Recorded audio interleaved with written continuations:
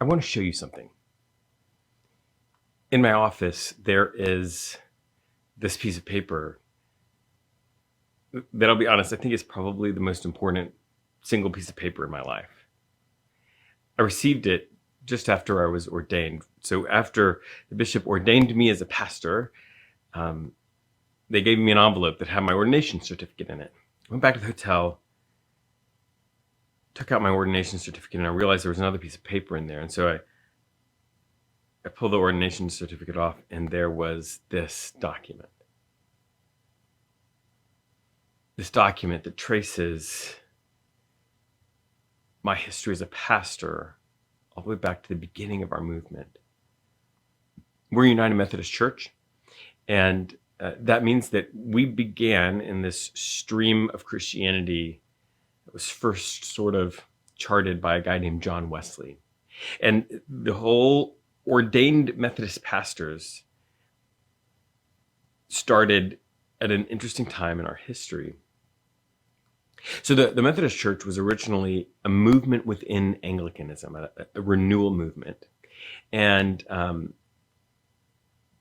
John Wesley was very committed to it being a renewal movement and not its own denomination. Well, then the American colonies kind of messed it all up. We decided to do our own thing, go our own way. When we did that, though, the Anglican Church recalled all of its priests. Now, all of the Methodists in America couldn't receive communion, couldn't be baptized. So John Wesley said, okay, I can't let that happen. John Wesley commissioned a guy named Thomas Coke, who eventually came to the colonies, and he ordained a man named Francis Asbury. Francis Asbury was the sort of brilliant social organizational mind behind the explosive expansion of Methodism in early America. Francis Asbury ordained a bunch of pastors. And then those pastors, some of them became bishops. They ordained more pastors, on and on, until me. So you can actually kind of, as a Methodist pastor, trace your ordination roots. And I was ordained by Bishop Paul Leland. He was ordained by Bishop Blackburn, and you can keep going all the way back to John Wesley, and that's what this document does. So it hangs on my wall because it reminds me of two really important things. Number one, I have a responsibility that has been placed in my hands from the generation before me to care for the people in my churches, to care for the movement of Christianity, and specifically this movement of Methodism that happens within Christianity. And this is a long chain of people. It began with John Wesley and it goes all the way down, and now is with me in my hands. It helps me grasp the gravity of that, but it also helps me escape this really common misunderstanding, this common confusion that we experience.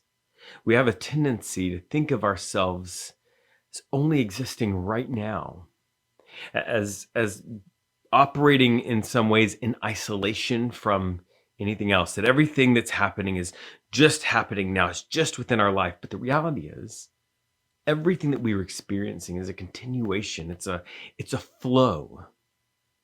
It's not a point. And it has flowed for centuries and millennia, and we are in that flow together. The document helps me remember that it's not just me.